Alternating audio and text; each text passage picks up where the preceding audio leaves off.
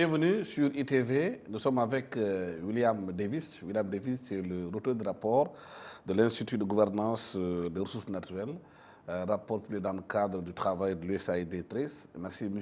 Williams, d'avoir accepté notre invitation. Le rapport dit que chaque année au Sénégal, on perd 95 milliards de francs CFA en fausses factures commerciales, en flux financiers illicites. Pourquoi? C'est un phénomène qui existe partout dans le monde, en fait. C'est nous, en analysant seulement quelques aspects du problème, on se focalise sur l'évitement fiscal qui est fait par les compagnies multinationales, sur la fraude fiscale, qui est peut-être plutôt faite par des plus petites compagnies dans ce cas-là. Et aussi la fausse facturation commerciale, ce qui veut dire les déclarations fraudeuses faites à la douane. Notre focus est plutôt sur le secteur minier. Ce qui se passe, ce qu'on voit, c'est pour les exportations et les importations de Sénégal, il y a de fausses déclarations qui sont faites probablement pour éviter de payer des taxes à l'exportation telles que la contribution spéciale des mines et des carrières ou des droits de douane payés sur les importations. En plus, à part les chiffres qu'on a mentionnés, on a identifié quelques vulnérabilités dans le cadre légal sénégalais pour lutter contre ce type de problème, notamment contre l'évitement fiscal par les compagnies multinationales. En fait, la législation au Sénégal n'est pas adaptée par rapport à l'optimisation fiscale que font les entreprises. En fait, dans plusieurs aspects, on trouve que le Sénégal suit déjà les bonnes pratiques, les recommandations qui ont été faites par des organisations internationales telles que l'OCDE. Mais même si on ferme 9 trous par lesquels ces flux peuvent passer, s'il en reste un dixième ouvert, ce peut être exploité. Les faiblesses qu'on a identifiées dans le rapport concerne tout d'abord la mise en application de la loi sénégalaise.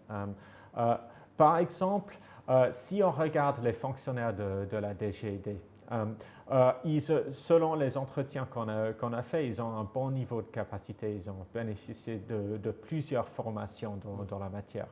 Mais leur nombre est peut-être juste trop faible.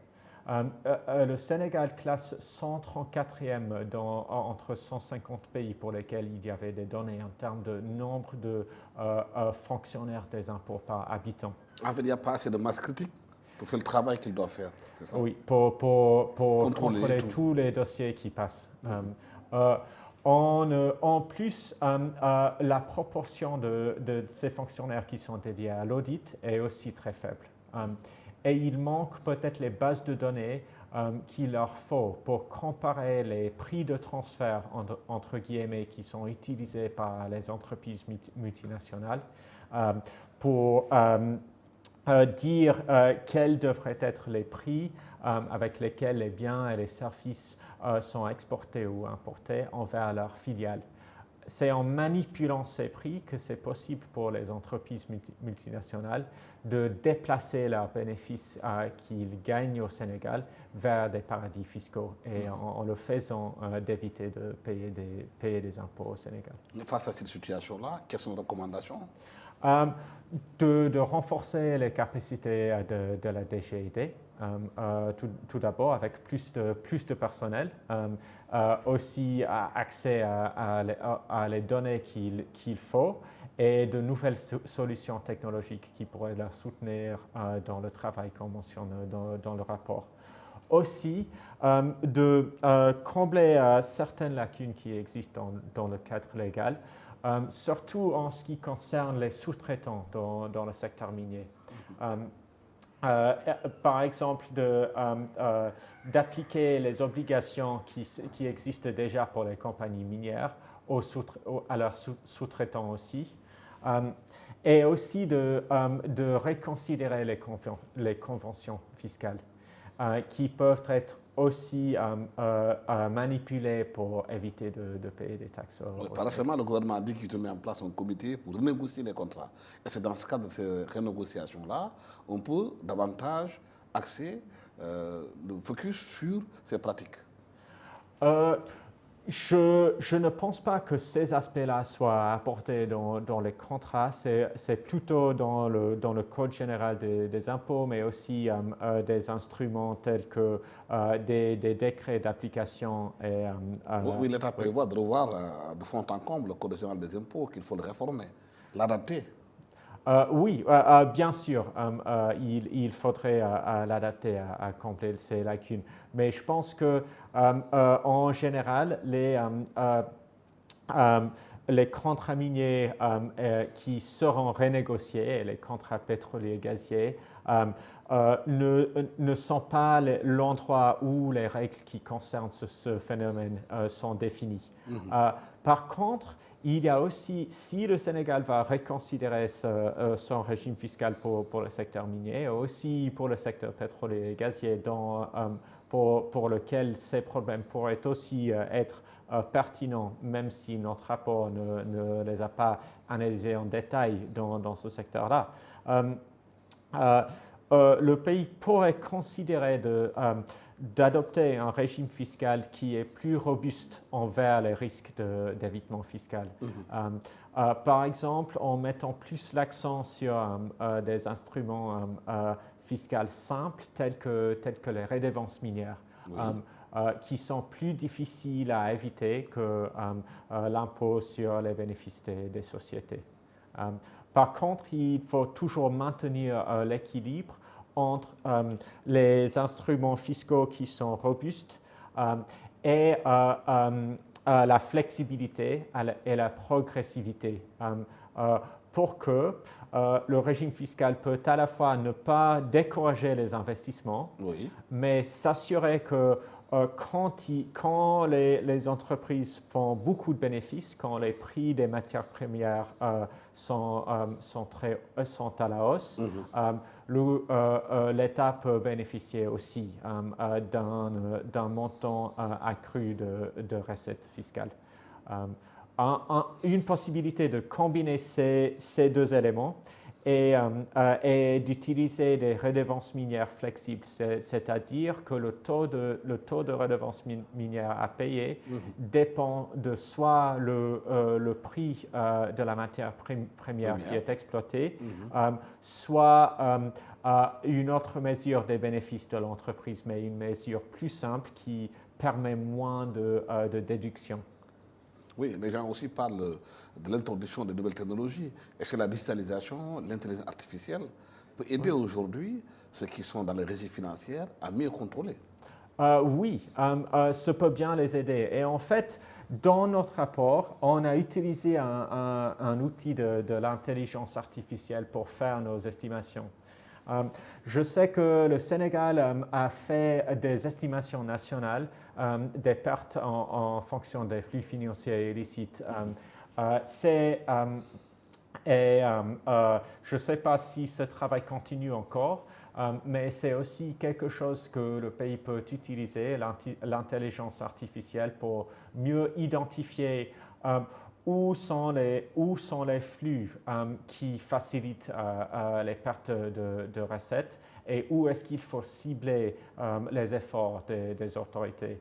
Par exemple, quels sont les produits, quels sont les partenaires commerciaux à haut risque où il faut auditer les cargaisons qui partent et qui entrent. Mais il y a souvent des questions qu'on évite de poser quand ces débats-là sont posés, c'est la corruption qu'il y a dans ces genres de transactions. Les grosses multinationales sont énormément riches, ils ont beaucoup d'argent. Les fonctionnaires souvent sont désarmés face à certaines formes de corruption. Ils peuvent fermer les yeux sur certains dossiers parce qu'on peut ouvrir un compte au Luxembourg, te donner de l'argent au Luxembourg, à Singapour. Oui, en fait, c'est un aspect qu'on n'a pas analysé dans ce rapport-là, mais c'est vrai que NRGI travaille en général sur les questions de corruption. Et dans d'autres pays, on a vu que les douaniers, par exemple, je ne dis pas ça pour les douaniers sénégalais, mais dans d'autres pays, il y a eu une tendance pour des cas de corruption dans ce service-là. Oui, c'est difficile pour moi à cet instant d'analyser trop l'état des lieux pour la corruption au Sénégal, comme on n'a pas analysé, mais je veux juste souligner que la lutte contre les flux qui sortent, par exemple, par la voie commerciale dont on a parlé, les fausses déclarations, ça peut aussi utiliser pour faire des transferts cachés des richesses obtenues par la corruption ou autrement par la crime. Et comme en fonction des réglementations financières pour les transactions bancaires, contre le blanchiment d'argent, ça devient de plus en plus difficile de faire des transferts cachés vers l'étranger avec des transferts bancaires.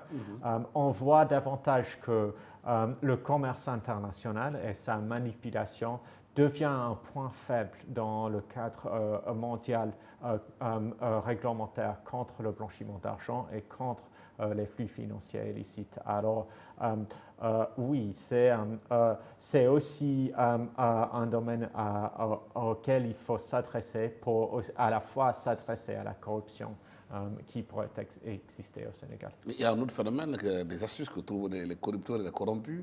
Souvent, quand vous êtes à l'étranger, on ne vous transfère pas de l'argent, parce que c'est suspect. On vous achète un bien au Sénégal qui vous permet d'avoir une maison à Saly, avoir une maison peut-être dans la petite cour au Sénégal, avec l'argent de la corruption, avec des prêts non vus, ni connus. Oui, on a vu au Mexique, par exemple, les organisations criminelles de trafic de drogue ont acheté des entreprises de jouets pour exporter vers les États-Unis. Avec ces exportations, s'ils veulent donner de l'argent à leurs compatriotes ou à leurs homologues aux États-Unis pour, je ne sais pas, investir dans leurs affaires illégales, ils peuvent envoyer les jouets à un prix plus bas et puis ils sont revendus aux États-Unis et voilà, leur filiale criminelle a plus d'argent pour faire leurs activités. Si même à la fois ils veulent rapatrier les bénéfices des États-Unis, ils peuvent les vendre très cher et puis ça donne une excuse à la filiale aux États-Unis de surpayer et en cette méthode-là de transférer des fonds cash de manière clandestine vers le Mexique. Voilà. William Davis, merci d'avoir été venu sur ce plateau de ITV. Quand nous parlons avec vous de flux financiers illicites un peu partout en Afrique, surtout au Sénégal, où vous dites dans votre rapport qu'il y a pratiquement 95 milliards de francs CFA dans le secteur minier que le Sénégal perd grâce à ces fausses factures, à des factures commerciales traficotées qui ne sont pas normales. Et vous êtes dans le cadre de rapport de l'Institut de gouvernance des ressources naturelles avec l'USAID 13. Merci à toute l'équipe qui m'a accompagné pour la réalisation de cette émission. Au revoir.